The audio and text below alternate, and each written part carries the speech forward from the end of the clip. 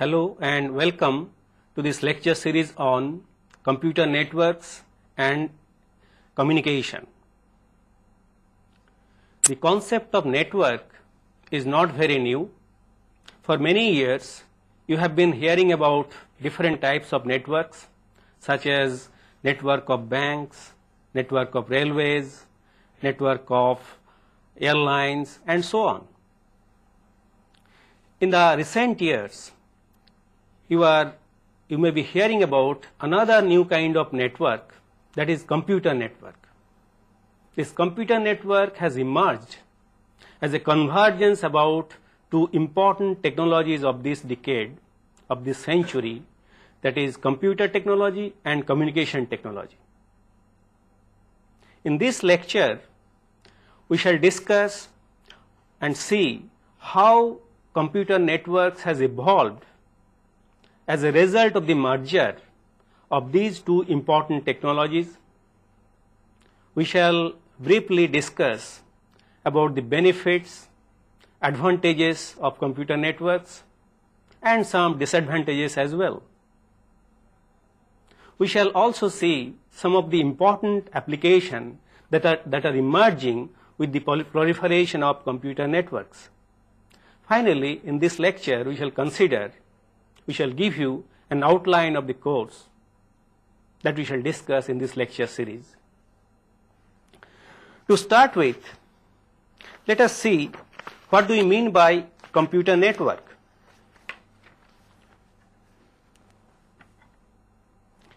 A network is an interconnected set of objects. These objects can be banks, cities,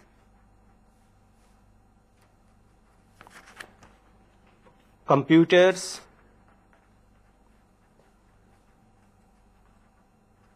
as I have told. Now, whenever you consider a network of computers, we can define it in this way. A computer network is an interconnected set of autonomous computers. Here we see we have used a word called autonomous. What do we mean by it? By autonomous we mean the computers are standalone, they can work on its own, they have their own hardware, CPU, memory, peripherals and softwares, operating system and various application softwares. But they are interconnected such that they can communicate, the computers can communicate with each other for various reasons which we shall discuss in this lecture. Now, coming to the history of computer networks, the computer networks did not come up in a year, it has gradually evolved. As I told, computer network has evolved as a result of the merger or happy marriage between two important technologies, communication and computer. Let us first concentrate on communication.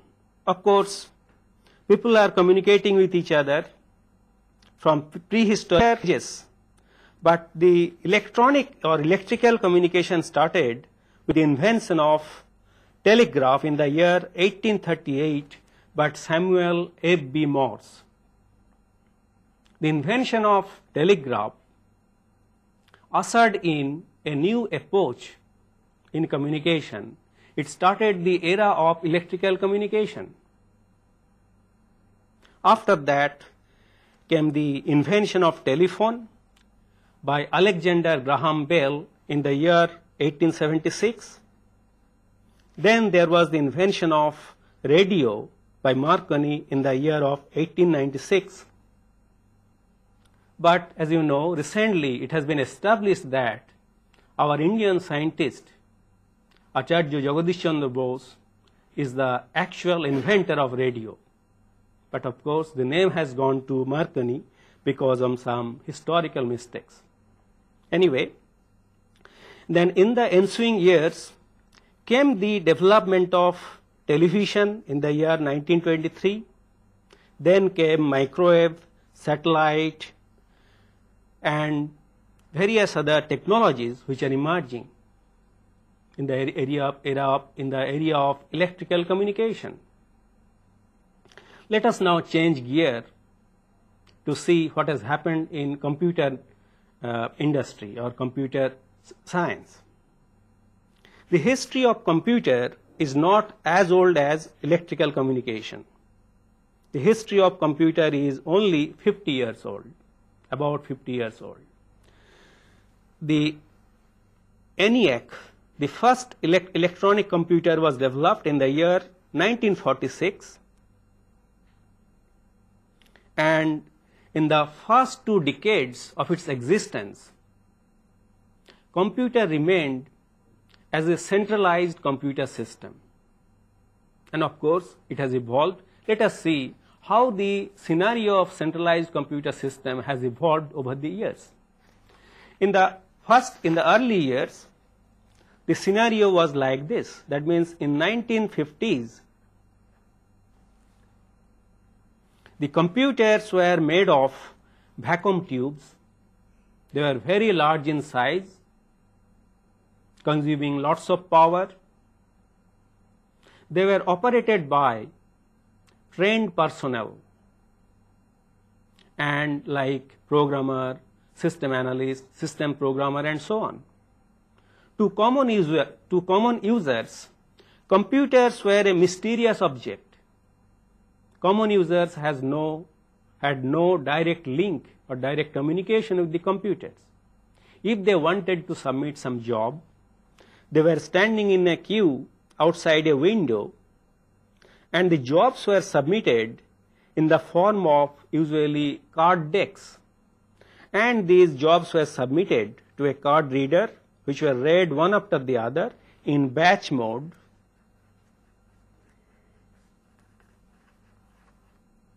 And executed by the computer one after the other, one at a time.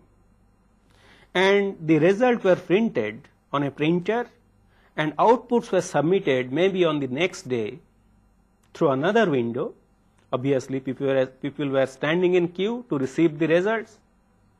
And if there was any mistake, they have to correct it. Maybe next day they will again submit the corrected program, and again it will be run on the computer. They will receive the result. So as a result, if the program is not correct, it may take several iterations, and it may take few days. So there was long delay in after submission of the result, after submission of the program and receiving the result. Obviously, this was not a very good situation, not acceptable to the users. So scenario changed in 60s, particularly because of some advancement in the transmission technology, communication technology, and also because of the invention of transistor in 1947. Invention of transistor acted as driving force for the development of communication technology as well as for the development of computers. So computers became little smaller, and many people were able to afford computers now. However, computer use also changed in some way. For example, computer is now can be housed separately, and the terminals, peripherals, they can be linked by low speed links, and communication can be done through these links. That means here the situation is the users are directly communicating with the computer. As we see, here are the terminals linked by low speed serial links, and these terminals are called interactive. Why interactive? Because the users can now enter their program, execute their program in an interactive manner, correct their program directly on the computer. They don't have to submit to a programmer, get the result next day, and so on. So it is a big step forward compared to this scenario. But still, the computer is a centralized computer. That you have got a single computer, maybe a large number of terminals, interactive terminals, distributed in a campus or in a big building, which can be used by different people. Then the number of terminals increased so much that it was necessary to have special type of equipment like multiplexer. Muxes are essentially multiplexers. And another equipment that was used is called front-end processor. Here is your computer. This is a mainframe computer like the previous ones. And this is the front-end processor. What this front-end processor is doing, it is uploading the job done by the computer for communication with peripherals like printer and these terminals. So here these muxes were acting as some kind of concentrator, accumulating the signals and sending to the front-end processor. Front-end processor was responsible for receiving and sending with the peripherals and terminals, and the computer was mainly performing data processing. So this is how a simple network was set up, but still it is a centralized computer system.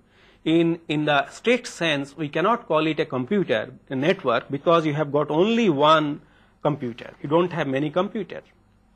Then came another scenario.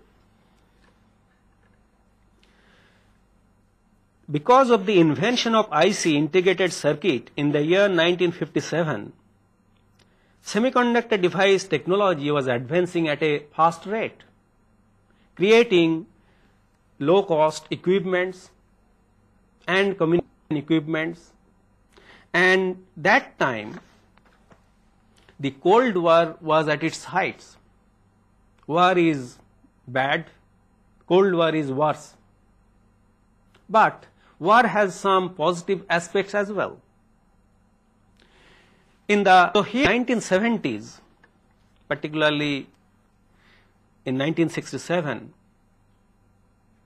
the Department of Defense of America gave projects to universities and research organizations to develop a network for communication and control which will survive the nuclear war.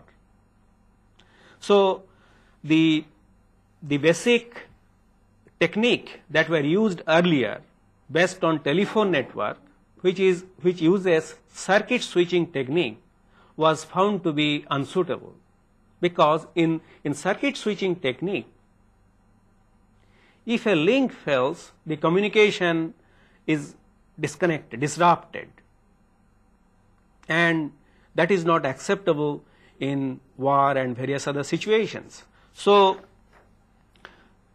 they gave projects, and using those projects, a computer network developed called ARPANET. ARPANET stands for Advanced Research Project Agency Network. That Advanced Research Project Agency gave projects to universities and research organizations to develop the network. And here you see a rudimentary form of that network, which was developed in late 60s, where they used a special type of equipment called IMP, interface message processors, which are acting as some kind of switch or routers. They are some kind of computer, but their function is not data processing. They were used for the purpose of switching, for communication between, say, here is a IMP, here is another IMP. So if a data has to come from this host to this host, that will travel through several IMPs. So IMPs were acting as some kind of switches or routers. And to achieve reliability, the suggestions that were made is, and IMPs were at least each IMP were linked to more than one IMPs, at least 2 IMPs, as you can see in this network. And another concept, revolutionary concept, which was developed and used in this ARPANET is packet switching.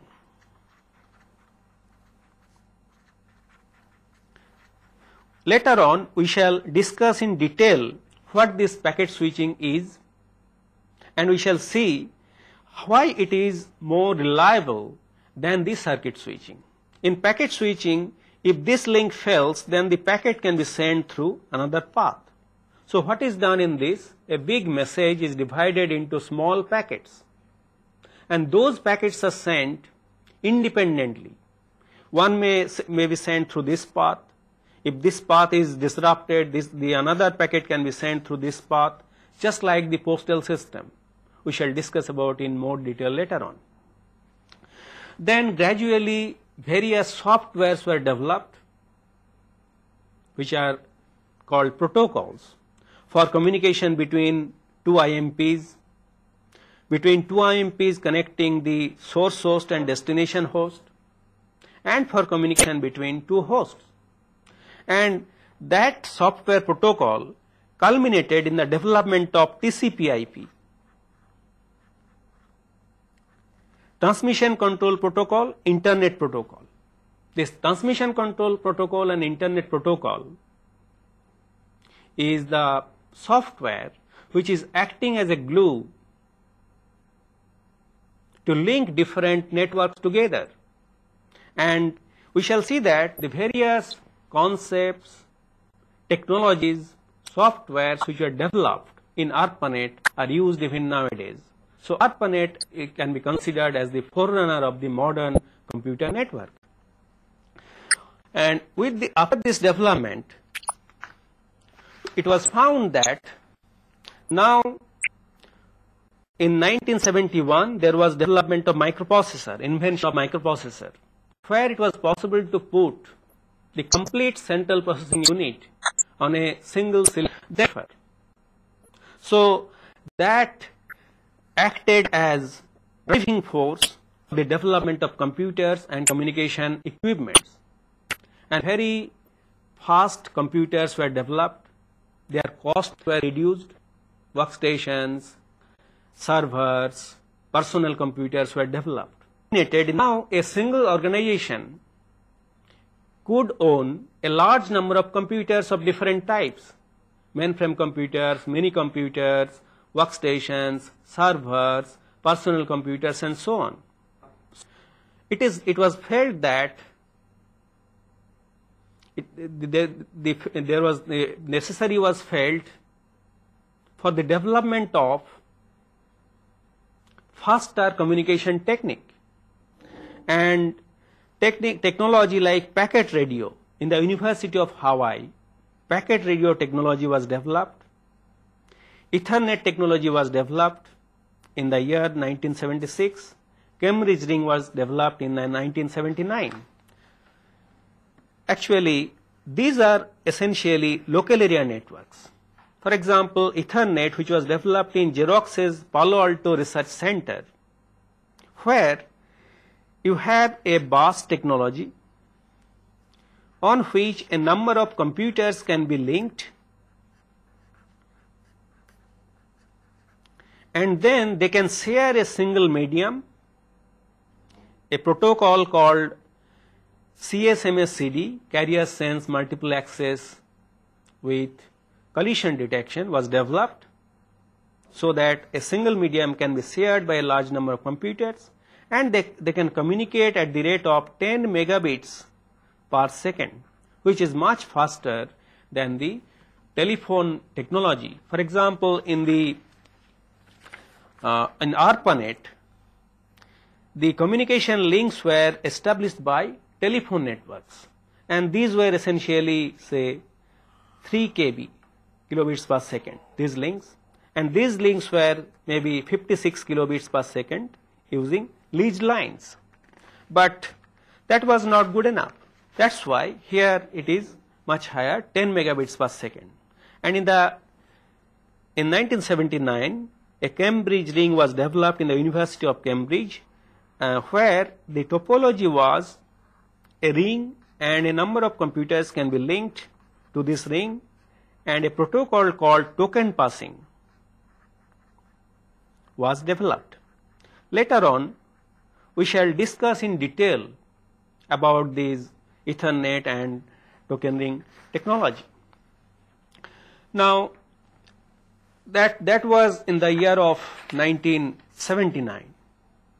After that, 2 decades have passed, and in the last 2 decades, lots of new developments have taken place. Both computer technology and communication technology has evolved, speed has increased, size has reduced, faster and faster computers and communication technologies were developed, and now we can broadly categorize the computer networks into 4 different types: LAN, local area network, metropolitan area network, wide area network, and internet.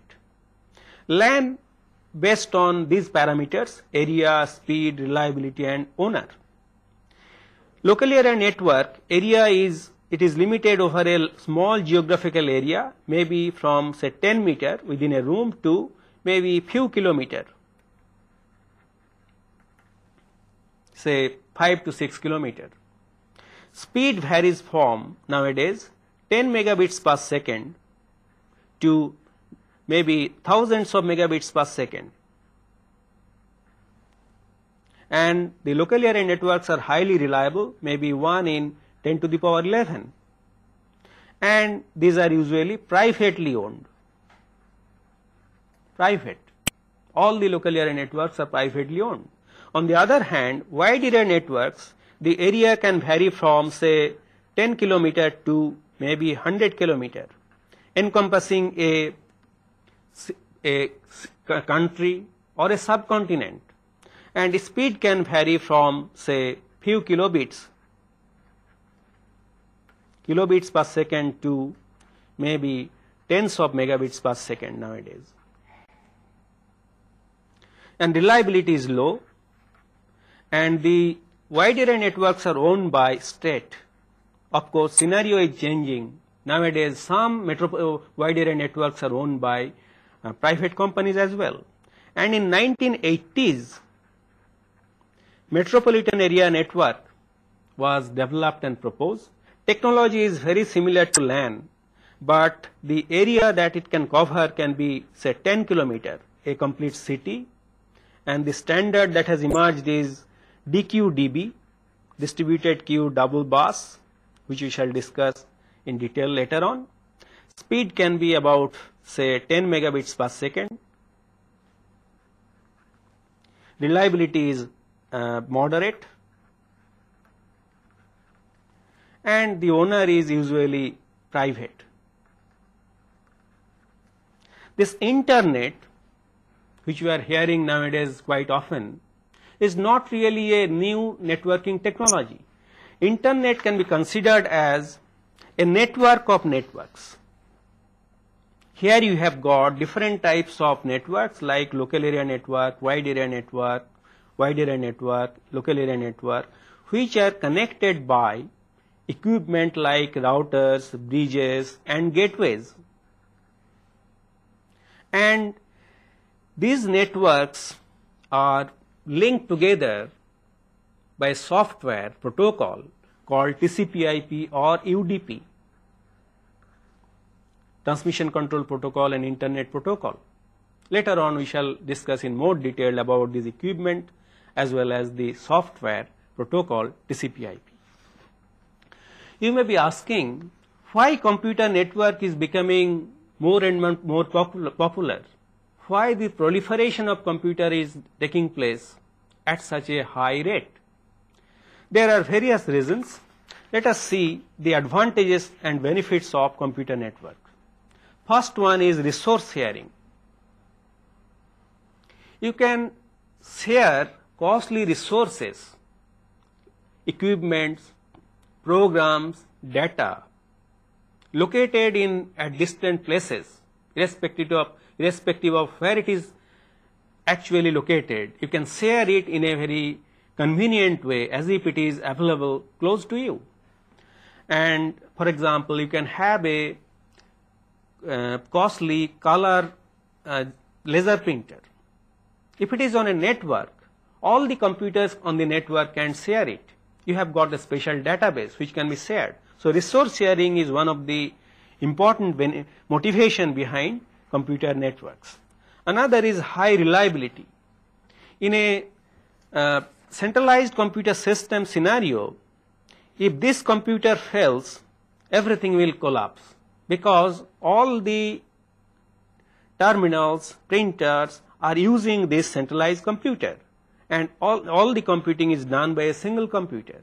On the other hand, in a computer network scenario, you can have a large number of computers. You can replicate or duplicate software, database, and various other resources.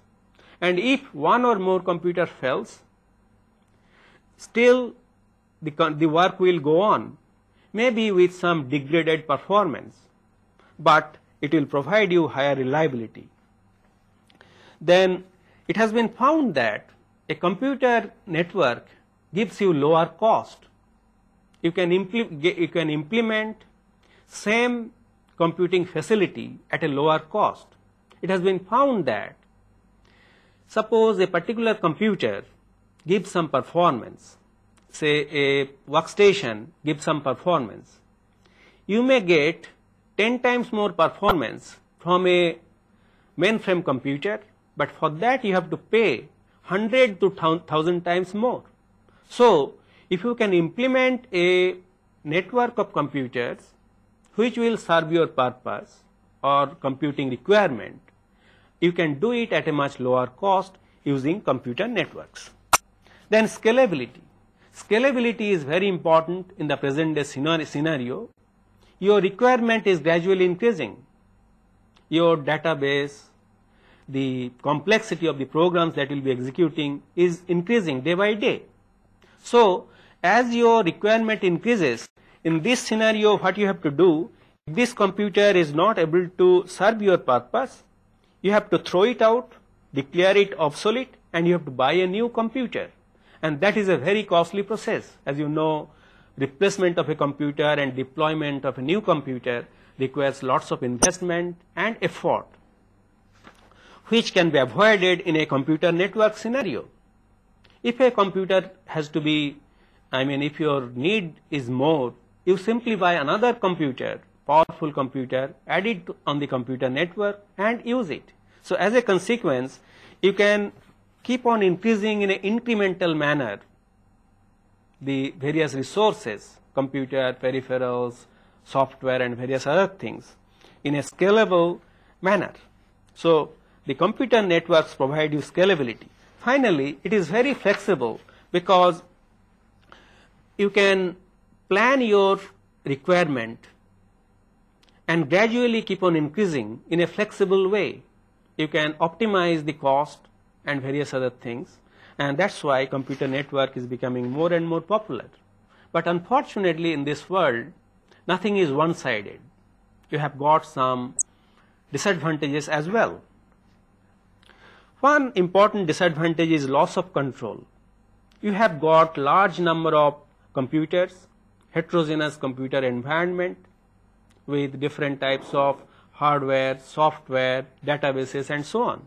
So it is very difficult to enforce some standard or control the entire thing in a effective way.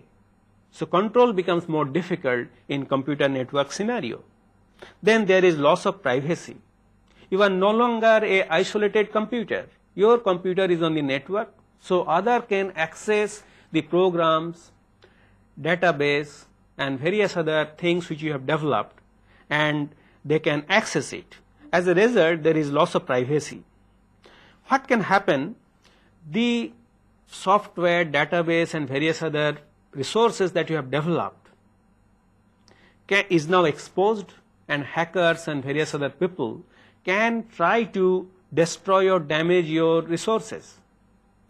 And that's why security and protection becomes a problem, and you have to develop suitable security and protection mechanism so that you can protect your software, at the same time share the resources in a controlled manner. Now, because of the computer networks, various applications are emerging using the computer network environment. As you know, the computers were developed for scientific and technical computing, but the scientific and technical computing can now be done in an altogether different manner by using computer network. For example, you can deploy client server model. In other words, because of computer network, availability of computer network, client server model or client server paradigm is becoming widespread. What is client server paradigm? Here you have got several servers and you have got a large number of clients like personal computers, and servers can be servers and big workstations. A client can send a request message and the server will process it and send the reply message through the computer network. That's how this client server model works. Later on we shall discuss more about it. Then you can do distributed processing. You can distribute your processing power. You can distribute your database on a large number of computers and do the processing. And computer network facilitates distributed processing. For example, applications like railway reservation is an example of distributed processing. Then parallel processing. As I told you, in a computer network you can achieve performance at a lower cost. That has led to parallel processing in a computer network environment. If you want fast processing power, high processing power, you have to buy a supercomputer. But it is now established that you can achieve supercomputer-like performance by using a cluster of workstations linked by high-speed local area networks. What you do in this, you divide a big task into smaller tasks and distribute it over a large number of workstations. And by using parallel processing, you can achieve the performance very close to supercomputers, but at a much lower cost. And that's why the network of workstation now project has become very popular. Then computer network is providing a very powerful communication media. If several persons located in different places, maybe one in USA, another in India, they are suppose writing a report or a technical paper, they can communicate over telephone computer network, and they can write the project or the technical paper using the computer network in a very effective manner. Then virtual LAN is another concept where a large number of users located in different places will form a logical group as if they are located very close and communicate in that manner. Later on we shall discuss in more detail about this virtual LAN. And another important application area is commercial. The commercial applications are gradually have exceeded the scientific and technical applications. Computer network can be used for advertisement. There are various websites where the advertisements are made, and if you search any website, you will find lots of advertisements are displayed. So then telemarketing. One can place order by looking at some product on a website. So through a computer network, telemarketing can be done. Electronic commerce, e-commerce is becoming a buzzword. So lots of business can be performed through computer network. Then teleconferencing. another commercial application, which is nothing but virtual meeting. You don't have to travel long distances to meet or for the purpose of meeting, and in sitting in your own room, you can talk, you can see what the other person is talking. And teleconferencing is becoming increasingly popular, where you can do virtual meeting without traveling long distances. Application. Then worldwide financial services can be implemented by using computer networks. But what is more important, what is becoming more and more popular, is the use of computer network for people. Now, computers are used for distance education. You don't have to go to universities, sit in a classroom to attend lectures. Sitting in your house, you can go through the lesson available through computer network, and then maybe appear for exam. Then telemedicine. In the healthcare, computer network is playing a very important role. You can get expert advice through computer network sitting in your own home, or an expert surgeon can advise, can guide a surgery located in remote places. So that type of thing is becoming widely popular because of computer networks. Then access to remote information. Because of the popularity of World Wide Web, you can wander around wealth of information in different websites on various subjects like sports, medicine, education, and whatnot, and access information in most of the time free of cost, and that's how you can increase your knowledge. Then person-to-person communication can be done. Email, electronic mail is becoming very, very popular. Nowadays, very few people write letters and send it through postal and telegraph. Dozens of emails are sent by an individual, and they receive dozens of email, electronic mail, for person-to-person communication. Another important application that is emerging is interactive entertainment.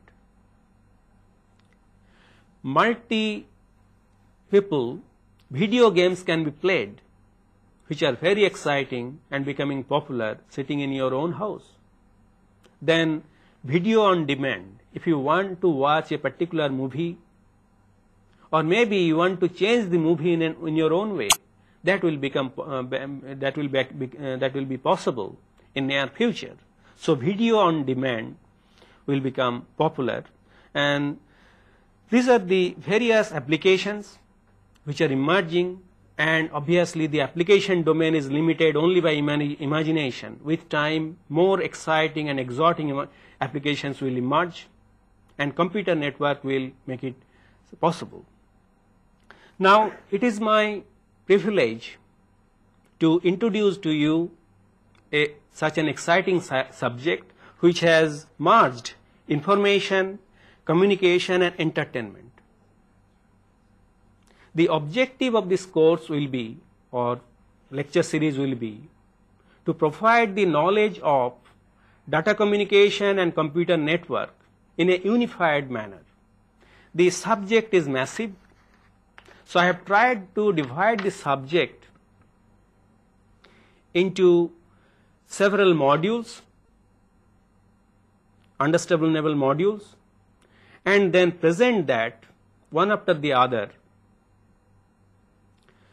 giving information about the state of the art.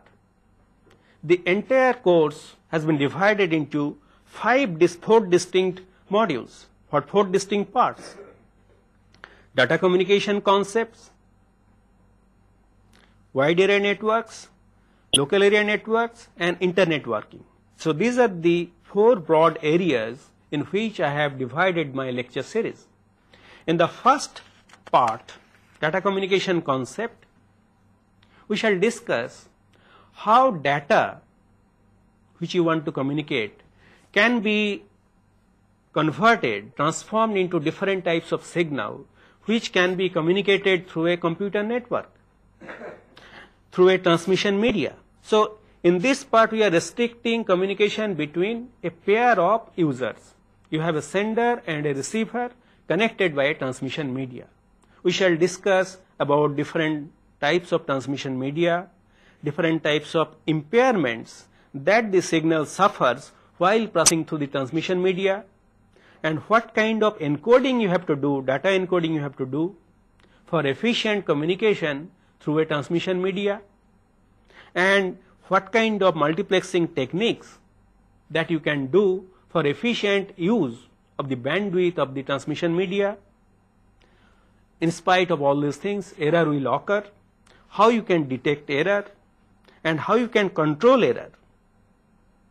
These are the things we shall discuss. We shall also discuss how you can interface your equipment to the media, transmission media. So these things will be covered in the first part. In the second part, which is wide area networks, we shall consider different wide area network technologies such as X.25, packet switching, frame relay, and ATM, and the underlying concepts, related concepts related to wide area networks such as circuit switching, packet switching, flow control, congestion control, routing techniques. These are the concepts which are used in wide area networks. These we shall discuss in part 2. In part 3, which deals with local area networks, we shall consider various issues related to local area networks such as transmission media, topology, medium access control techniques, because as I mentioned earlier, we will be sharing a single medium and we have to develop suitable medium access control techniques for sharing the medium, and some standard legacy LANs such as Ethernet based on CSMA/CD, token bus, token ring, and so on. Then the latest developments leading to high speed LANs such as 100 VGNE LAN, fast Ethernet, gigabit Ethernet, and FDDI. All these things we shall discuss in this module. And finally, wireless LANs which are gradually emerging. The part 4, which deals with internetworking, we shall discuss about various equipment which we use for the purpose of internetworking, and the software TCP/IP, various protocols part of TCP/IP we shall discuss in detail in this internetworking section. Apart from that, there are some miscellaneous topics like network security, virtual LAN, structured cabling system, networking equipment, which are important and practical aspects for implementing a computer network. We shall discuss as miscellaneous topics. So in my next lecture, we shall start with the first one, how the data is converted into signal, what is data and signal. Thank you.